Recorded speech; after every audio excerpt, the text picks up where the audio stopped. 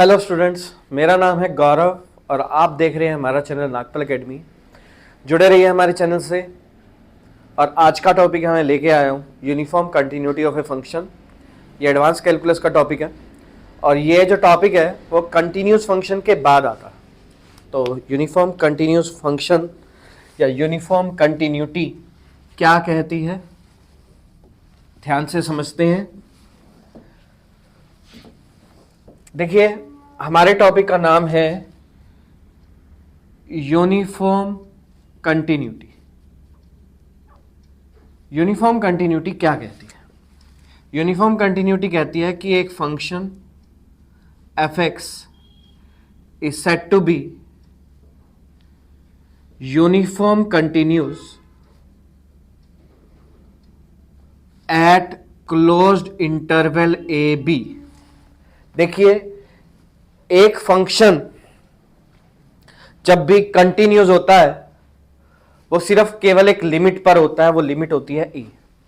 लेकिन एक function uniform continuous होता है वो पूरे के पूरे इंटरवल पर होता है। वो इंटरवल ओपन भी दिया हो सकता है और वो इंटरवल क्लोज्ड भी दिया हो सकता है, लेकिन हमेशा याद रखना कि एक फंक्शन क्लोज्ड इंटरवल पर ही यूनिफॉर्म कंटिन्यूस होगा।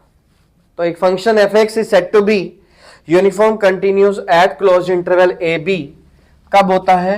जब function of x1 minus function of x2 का मोड लेस देन एप्सिलॉन हो, x1 माइनस x2 का मोड लेस देन डेल हो और एप्सिलॉन और डेल में आपस में आ जाए रिलेशन, तो लिमिट हो जाती है एग्जिस्ट और फंक्शन हो जाता है यूनिफॉर्म कंटिन्यूस।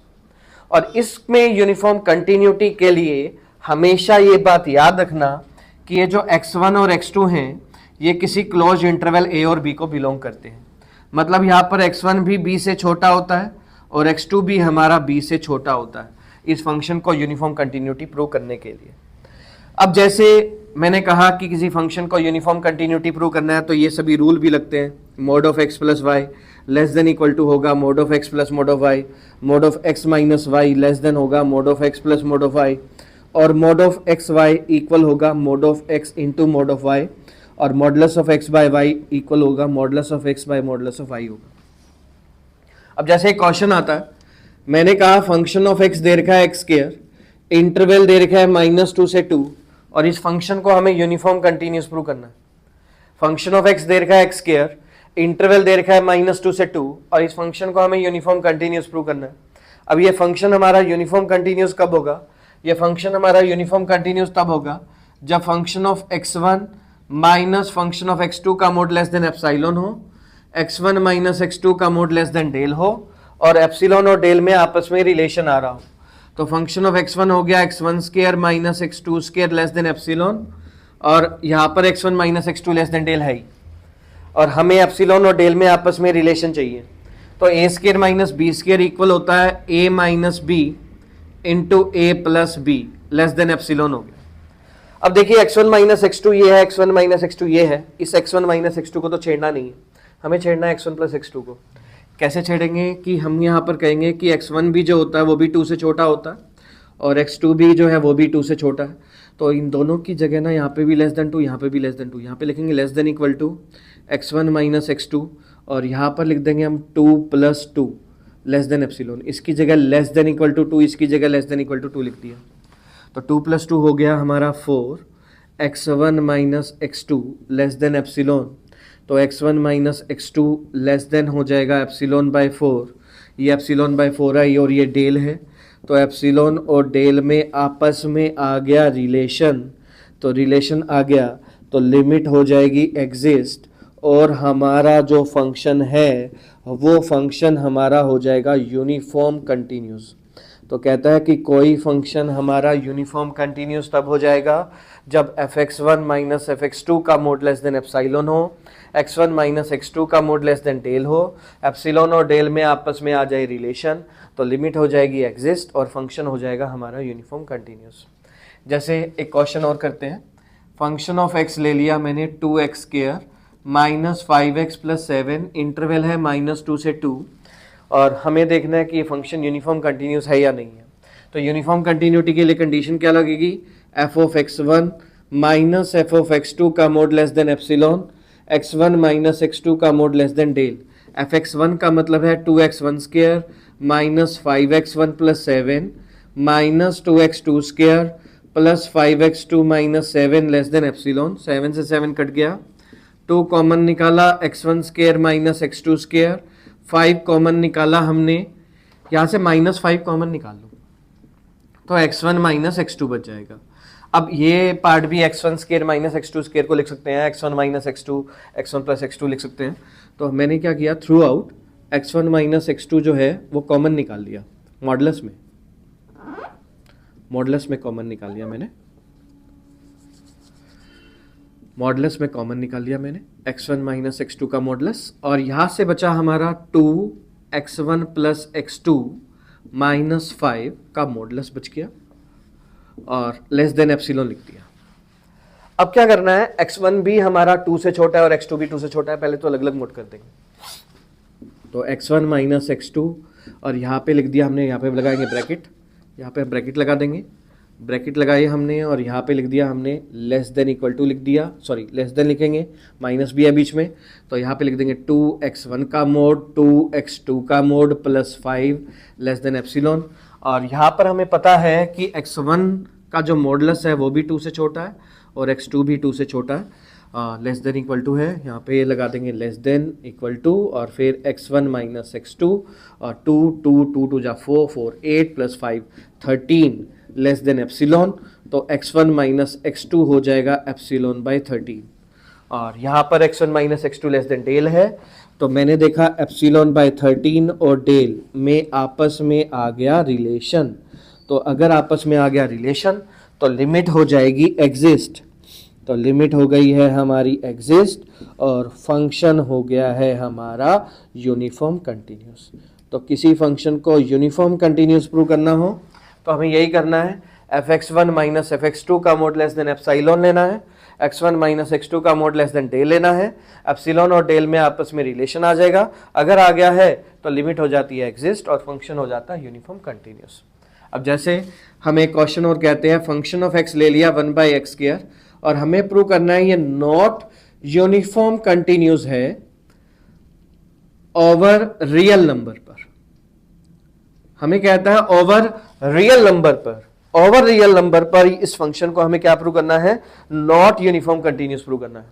तो ओवर रियल नंबर पे नॉट यूनिफॉर्म कंटिन्यूस कैसे करेंगे, पहले तो यूनिफॉर्म कंटिन्यूटी वाली ही कंडीशन लगाएंगे। यूनिफॉर्म कंटिन्यूटी वाली कंडीशन क्या कहती है, कहती है fx1 माइनस fx2 का mod less than epsilon, x1 minus x2 का मोड लेस देन डे लेंगे। तो fx1 का मतलब है 1/x1 square minus 1/x2 square less than epsilon लिख दिया।